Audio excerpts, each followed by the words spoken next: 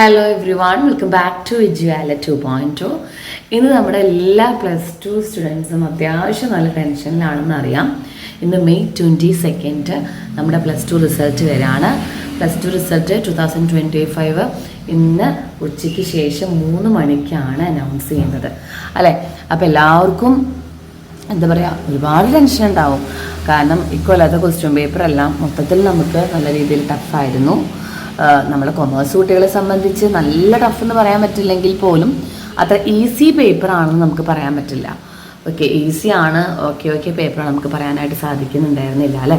അതായിരുന്നു ഒന്നാമത്തെ കാര്യം. രണ്ടാമത്തെ കാര്യം, അതിനോടൊപ്പം തന്നെ നമുക്ക് എന്തുണ്ടായിരുന്നു, +1 ഇമ്പ്രൂവ്മെൻറ്റും കൂടി ഉണ്ടായിരുന്നു അല്ലേ.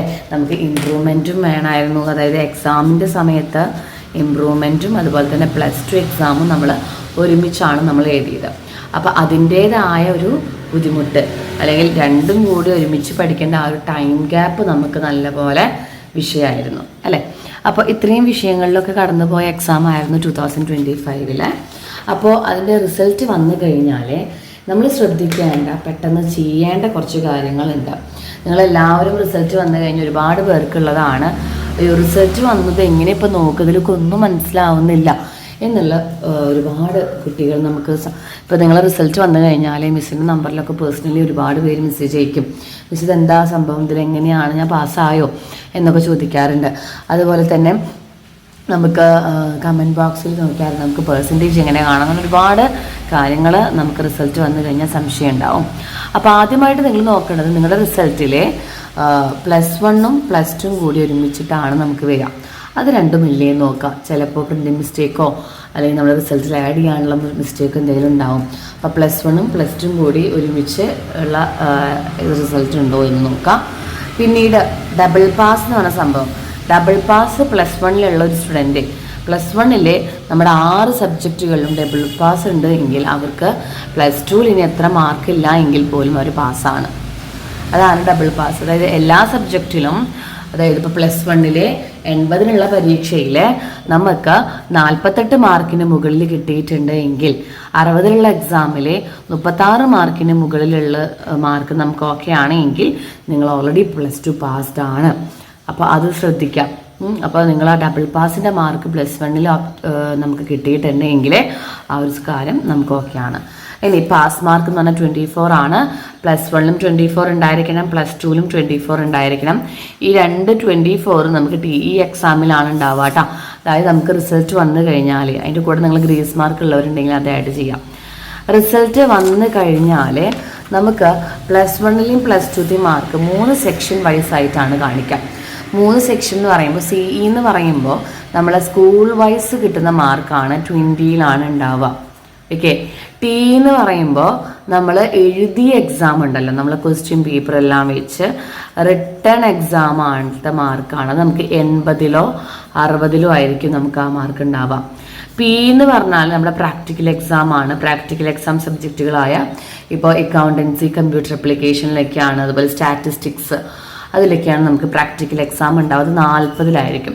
അങ്ങനെ 3 സെക്ഷനായിട്ടാണ് നമുക്ക് റിസൾട്ടിൽ നമ്മൾ ഓരോ സബ്ജക്റ്റ് വൈസും കാണിക്കാം. 3ലും പാസ്സാവണം. അതായത് 3 സെക്ഷനിലും നമുക്ക് പാസ്സായാൽ മാത്രമേ നമ്മൾ ഓൾ പാസ്സായെന്ന് വിചാരിക്കുള്ളൂ, അല്ലെങ്കിൽ കരുതുള്ളൂ, അല്ലെങ്കിൽ ഓൾ പാസ്സായി നമ്മൾ വിധി എഴുതുള്ളൂ. കാരണം 80 60 24ഉം 18ഉം കിട്ടിയിരിക്കണം. സ്കൂൾ വൈസിലുള്ളത് എങ്ങനെ എല്ലാവർക്കും ഒരു 15ന് മേലെ എന്തായാലും കിട്ടിയിട്ടുണ്ടാവും. പിന്നെ പ്രാക്ടിക്കൽ എക്സാം നമുക്ക് 40 എന്ന് പറയുന്നതിൽ നമുക്ക് എങ്ങനെ ഒരു 10-20 മാർക്കിന് മുകളിൽ നമുക്ക് കിട്ടിയിരിക്കാം. അപ്പോൾ 40 മാർക്ക് നമ്മൾ എക്സ്പെക്റ്റ് ചെയ്തിട്ട് ഈ 20 മാർക്കും കിട്ടിക്കഴിഞ്ഞാൽ ഇവിടെ മാർക്ക് കുറഞ്ഞാൽ ചില സ്റ്റുഡൻസ് അങ്ങനെ ഇവിടെ 20 കിട്ടും, ഇവിടെ 40 കിട്ടും. ഈ TEയിൽ നമ്മൾ 8 മാർക്കാണ് കിട്ടുക. പക്ഷെ ഇത് ആഡ് ചെയ്ത് വന്നു കഴിഞ്ഞാൽ അത്യാവശ്യം മാർക്കായ കുട്ടിക്ക് ആ സബ്ജക്റ്റിൽ ഇപ്പോൾ 40 60 68 മാർക്കിന് നമുക്ക് നല്ലൊരു ഗ്രേഡ് കിട്ടും, C+C ഒക്കെ കിട്ടും.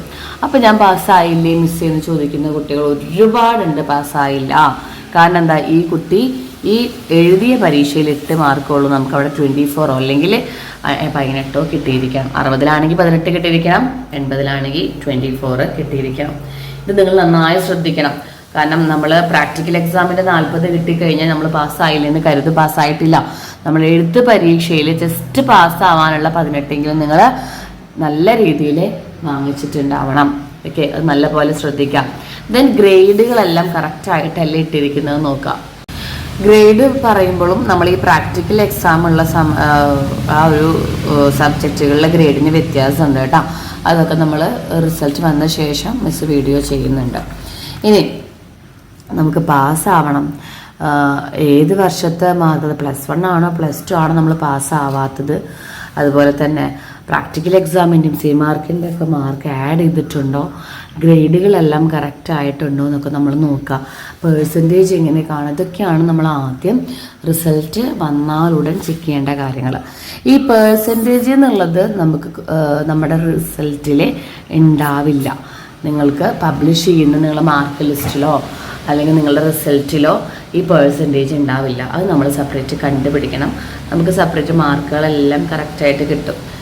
പേഴ്സൻറ്റേജ് നമ്മൾ 1200 നമുക്ക് പേഴ്സൻറ്റേജ് കണ്ടുപിടിക്കുക. ടോട്ടലായിട്ട് നിങ്ങൾ 2 വർഷം 1200 നിങ്ങൾ എത്രത്തോളം മാർക്ക് കിട്ടിയ mark divide by total into 100, അങ്ങനെയാണ് നമ്മൾ പേഴ്സൻറ്റേജ് കണ്ടുപിടിക്കാം. ഓക്കെ, ദെൻ പാസ് ഓൾറെഡി പറഞ്ഞു, ഏത് വർഷത്തെയാണെന്ന് നോക്കുക. പ്രാക്ടിക്കൽ എക്സാമും സി മാർക്കൊക്കെ ആഡ് ചെയ്തില്ലേ നോക്കുക, ഗ്രേഡൊക്കെ ഇല്ലേ നോക്കുക. ഇനി ഇതൊക്കെ നമ്മൾ നോക്കിക്കഴിഞ്ഞാൽ നമ്മൾ ഫെയിലായി കഴിഞ്ഞാൽ എന്ത് നമ്മൾ ചെയ്യും? അടുത്തത് നമ്മൾ +2 ഏതെങ്കിലും ഒരു സബ്ജക്റ്റ് ഫെയിലായെന്ന് കരുതാം. ഏതെങ്കിലും ഒരു സബ്ജക്റ്റ്, ഇപ്പോൾ 6 വിഷയങ്ങളിൽ ചിലപ്പോൾ 1 or 2 വിഷയങ്ങളൊക്കെ നമുക്ക് ഫെയിലാവാം. മേ ബി അവർ +1 പാസ്സായിട്ടുണ്ടാവാം, +2 ഫെയിലാവാം. ചിലപ്പോൾ 2 മാർക്കിനൊക്കെ പാസ് മാർക്ക് നഷ്ടമാവാം, അല്ലെങ്കിൽ 1 മാർക്കിനൊക്കെ പാസ് മാർക്ക് നഷ്ടമാവാം. 1 മാർക്കൊക്കെ നഷ്ടമാവുന്നുള്ളവർക്ക് വേണമെങ്കിൽ റിവാലുവേഷൻ ഓപ്റ്റ് ചെയ്യാം. പക്ഷേ റിവാലുവേഷൻ നമ്മൾ കൊടുത്തു കഴിഞ്ഞാൽ അതിൻ്റെ റിസൾട്ട് വരുന്ന സമയം തന്നെ അത്യാവശ്യം ടൈം കുറച്ച് എടുക്കും. അപ്പോൾ നിങ്ങൾ ഫെയിലായി കഴിഞ്ഞാൽ നിങ്ങൾക്ക് ലാസ്റ്റ് ഒരേ ഒരു ഓപ്ഷനാണ് നിങ്ങളുടെ മുന്നിൽ. ഈ വർഷം കഴിയാതെ 1 വർഷം അല്ലെങ്കിൽ 2 വർഷം ഒരു വർഷം നിങ്ങൾക്ക് നഷ്ടപ്പെടുത്താതെ നിങ്ങൾക്കുള്ള ലാസ്റ്റ് ഒരു ഓപ്ഷൻ അവിടെ ഉണ്ട്. ഓക്കെ, ലാസ്റ്റ് ഒരു ഓപ്ഷൻ നമുക്ക് ഗവൺമെൻറ് ആയാലും റിസൾട്ടിനോടനുബന്ധിച്ചിട്ട് അവർ തരുന്നുണ്ട്. That is +2 C exam. അതായത് +2 സി എക്സാം എന്നുള്ളതാണ് നമുക്ക് ലാസ്റ്റത്തെ ഒരു ഓപ്ഷൻ. ഈ +2 സി എക്സാം എന്ന് പറയുന്നത് നമുക്ക് റിസൾട്ട് വന്ന് മാക്സിമം 1 മന്തിൻ്റെ ഉള്ളിൽ വരും.